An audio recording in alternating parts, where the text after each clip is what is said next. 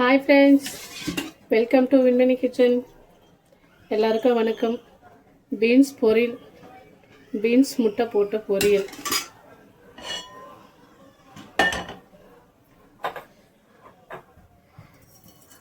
கொஞ்சமா கடுகு சீரகம், கடுகு வெந்தயம். கடுகு சீரகம் பொரியது. இப்போ ஒரு வெங்காயம் நீல வாக்கில் கட் பண்ணி வச்சிருக்கிறேன், அதுவும் சேர்த்துக்கலாம்.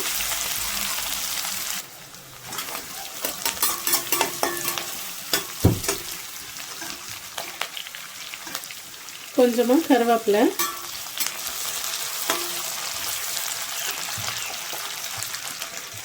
இது 1/4 கிலோ பீன்ஸு கழுவி பொடுசாக கட் பண்ணி எடுத்து வச்சுருக்கேன். ஃபஸ்ட்டு பீன்ஸை கழுவிட்டு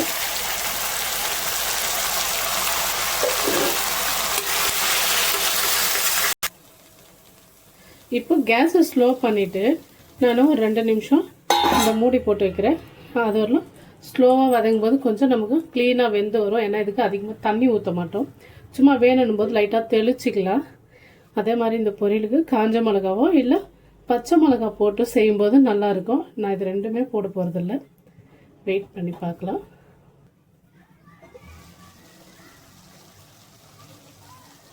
ஸ்லோ பண்ணி ஒரு 5 நிமிஷம் ஆச்சு.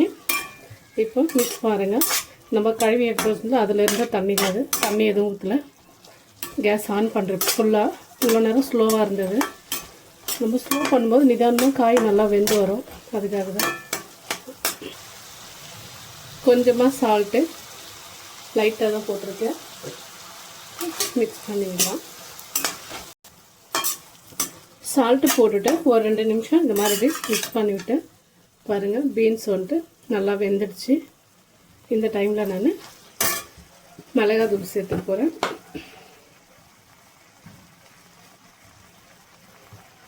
இது நார்மல் சாம்பார் மிளகாத்தூள் தான். இது ப்ளைன் மிளகாத்தூள் இருந்தால் கூட சேர்த்துக்கலாம், நான் இது தான் சேர்க்குறேன். பச்சை மிளகா போட்டு செய்யும்போது இன்னும் சூப்பராக இருக்கும்.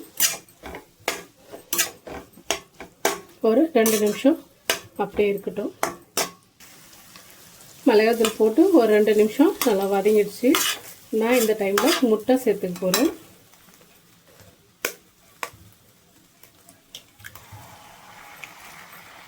கேஸு ஸ்லோ பண்ணி வச்சுருக்கேன். ஒரு 5 முட்டை எடுத்து வச்சுருக்கிறேன்.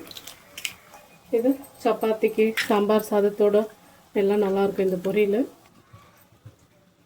5 முட்டை சேர்த்துருக்கேன் நான். இப்போ லைட்டாக அப்படி தள்ளி விட்டுட்டு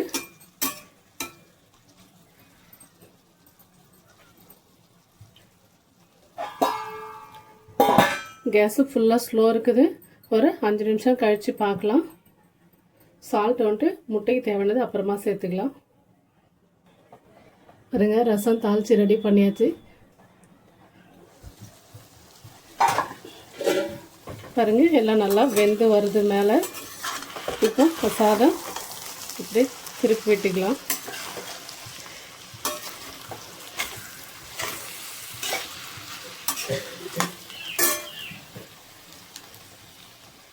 ஃபஸ்ட்டு கொஞ்சம் சால்ட் சேர்த்துருக்கேன், இப்போ கொஞ்சம் தூள் உப்பு. இப்போ கேஸ் ஃபுல்லாக ஆன் பண்ணிக்கிறோம். இவ்வளோ நேரம் ஸ்லோவாக இருந்தது. இதை நல்லா மிக்ஸ் பண்ணி விடலாம். பீன்ஸ் பொரியலுக்கு சூப்பரான ஒரு ரசம், மழைக்கு அதுக்கும் சூப்பராக இருக்கும். நல்லா சுட சுட ரசம், சாதம், பீன்ஸ் பொரியல் ரெடி ஆயிடுச்சு. இது நல்லா இப்போ மிக்ஸ் பண்ணி விடலாம். நம்ம இந்த மாதிரி வந்துட்டு முட்டை உடச்சி ஊற்றிட்டு கொஞ்ச நேரம் ஸ்லோ பண்ணிவிட்டு வச்சு செய்யும்போது முட்டை நிறைய கொசு கொசான்னு இல்லாமல் இந்த மாதிரி ஒரு உதிரியாக வரும். அப்போ நல்லாயிருக்கும், நமக்கு பொரியல் சாப்பிட்றதுக்கு சூப்பராக இருக்கும்.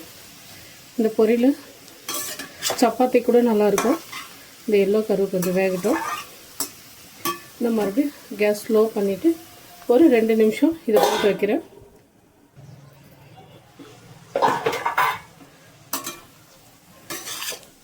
பாருங்க, முட்டைலாம் நல்லா வெந்துடுச்சு.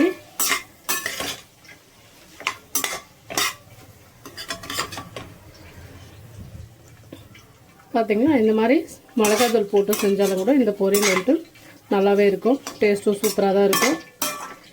ஃப்ரெண்ட்ஸ், கண்டிப்பாக ஒரு முறை ட்ரை பண்ணி பாருங்கள் எங்கள் வீட்டு பீன்ஸ் பொரியல்.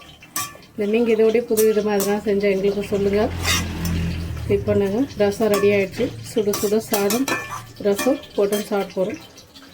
கேஸ் ஆஃப் பண்ணிக்கிறப்போ பாருங்கள், பார்க்குறதுக்கு சூப்பராக இருக்குது. இந்த மாதிரி செஞ்சு லஞ்சு கூட எடுத்துகிட்டு போகலாம். இந்த பொரியல் நல்லாயிருக்கும், எது கெட்டெல்லாம் போகாது. உப்பு காரம் எல்லாமே கரெக்டாக இருக்குது. பாருங்கள், முட்டை உடச்சி ஊற்றி ஸ்லோ பண்ணி வச்சதுனால இந்த மாதிரி அந்த எல்லோ கரு கூட அப்படியே ரவுண்டாகவே க்ளீனாக வெந்திருக்குது பாருங்கள்.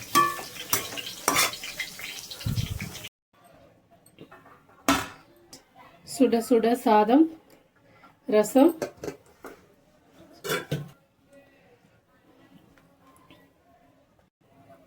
சூடான ரசம், ரசத்துக்கு முட்டை பொரியல், காலிஃப்ளவர் பக்கோடா. மழை டைமுக்கு சூப்பரான ஒரு சாப்பாடு. பீன்ஸ் பொரியல், ஏன்னா எல்லாம் இதில் வச்சா இதுவாகிடும், அதனால தான் எல்லாம் தனித்தனியாக காமிக்கிறோம். கண்டிப்பாக பீன்ஸ் பொரியல் பிடிச்சிருக்குன்னு நினைக்கிறேன். பிடிச்சிருந்ததுன்னா லைக் பண்ணுங்கள், ஷேர் பண்ணுங்கள், சப்ஸ்கிரைப் பண்ணுங்கள் ஃப்ரெண்ட்ஸ். ரசமும் சூப்பராக இருக்கும். இதுக்கு இதோடு வச்சு சாப்பிடும்போது மழைக்கு கோல்டெல்லாம் ஓடி போயிடும்.